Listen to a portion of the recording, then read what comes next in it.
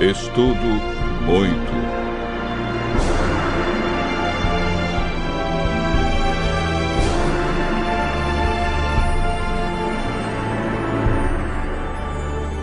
O milênio.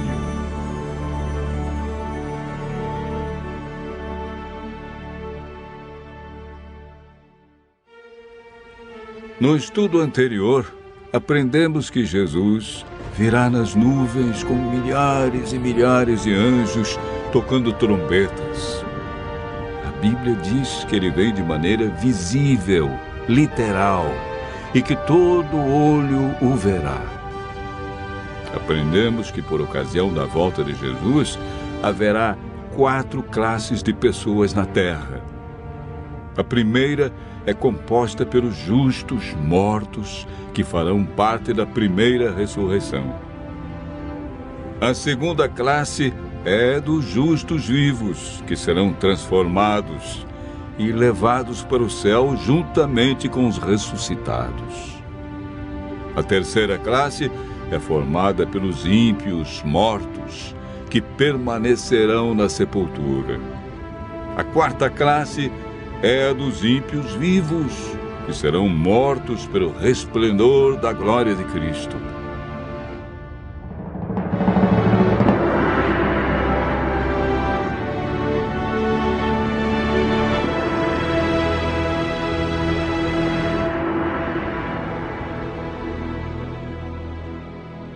Hoje vamos aprender um pouco mais sobre o milênio.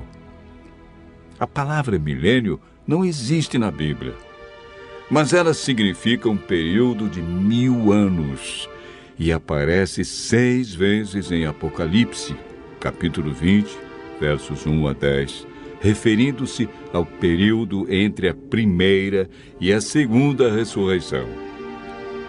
Sabemos que durante esse período, os justos estarão com Cristo no céu.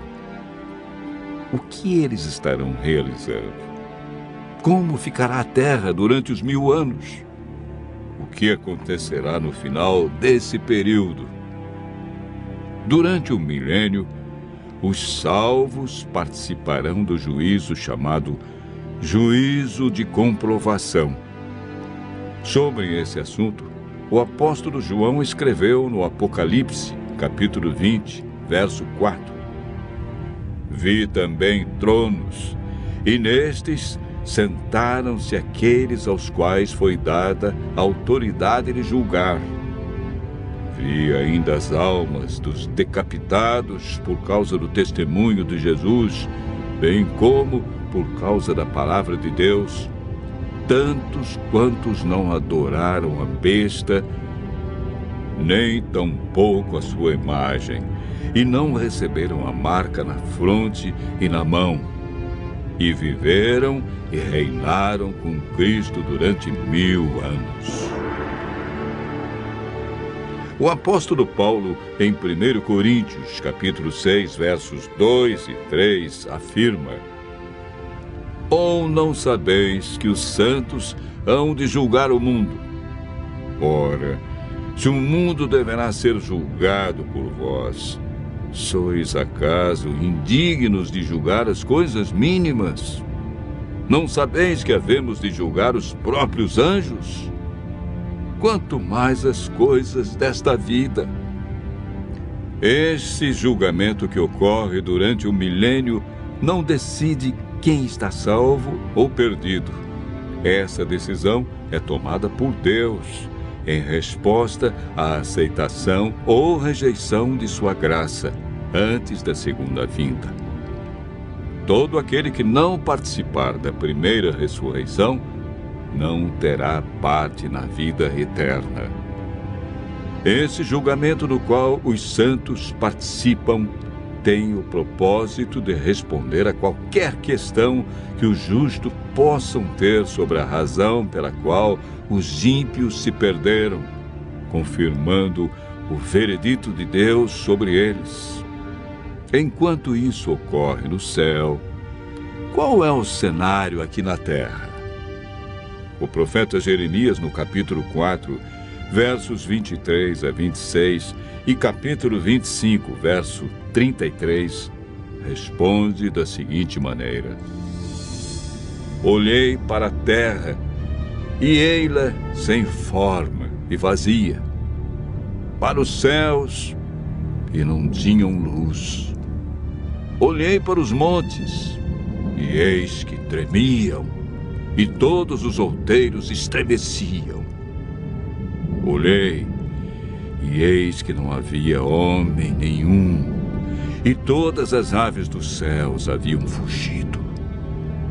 Olhei ainda, e eis que a terra fértil era um deserto, e todas as suas cidades estavam derribadas diante do Senhor, diante do furor da sua ira. Os que o Senhor entregar à morte naquele dia se estenderão de uma a outra extremidade da terra. Não serão pranteados, nem recolhidos, nem sepultados. Serão como esterco sobre a face da terra. O milênio é o período em que se cumpre esta profecia, quando a terra ficará sem forma e vazia como um deserto, como um abismo. Não haverá pessoa viva e as cidades estarão todas destruídas diante da vinda de Cristo. A terra ficará cheia de mortos, sem haver quem os sepulte. Estas circunstâncias são as cadeias que prendem Satanás a esta terra, contemplando o resultado da sua obra de morte e destruição, conforme descrito por João em Apocalipse 20, versos 1 a 3. Então vi descer do céu um anjo. Tinha na mão a chave do abismo e uma grande corrente. Ele segurou o dragão, a antiga serpente, que é o diabo, Satanás, e o prendeu por 1000 anos. Fechou e pôs selo sobre ele, para que não mais enganasse as nações, até se completarem os 1000 anos. Depois disto, é necessário que ele seja solto pouco tempo. Após os 1000 anos, ocorre a segunda ressurreição. Farão parte desta ressurreição todos que rejeitaram a Cristo, sua lei e seu plano de salvação. Apocalipse capítulo 20, verso 5, afirma: os restantes dos mortos não reviveram até que se completassem os 1000 anos. Esta é a primeira ressurreição. Eis agora o grande drama do Apocalipse. Acabaram-se os 1000 anos. Deus ressuscita todos que o rejeitaram e, consequentemente, Satanás é solto de sua prisão. Apocalipse capítulo 20, verso 3, diz que, depois disto, ou seja, depois do milênio, é necessário que ele seja solto pouco tempo. Por que pouco tempo? Porque Satanás realizará sua última obra de engano na terra, preparando um grande exército, tão numeroso que a Bíblia diz que será como a areia do mar, para atacar a cidade santa, a nova Jerusalém, que João viu descer do céu. Esse maravilhoso acontecimento é descrito por João em Apocalipse, capítulo 21, verso 2. Vi também a cidade santa, a nova Jerusalém, que descia do céu, da parte de Deus, ataviada como noiva adornada para o seu esposo. Enquanto isso, Satanás reúne seu grande exército. Ele tem milhões de pessoas que foram ressuscitadas na segunda ressurreição. Apocalipse, capítulo 20, verso 9, diz: marcharam, então, pela superfície da terra e sitiaram o acampamento dos santos e a cidade querida. Desceu, porém, fogo do céu e os consumiu. O fogo que destruirá Satanás e os ímpios purificará a terra da poluição do pecado. Deus banirá para sempre a tristeza, a dor e a morte.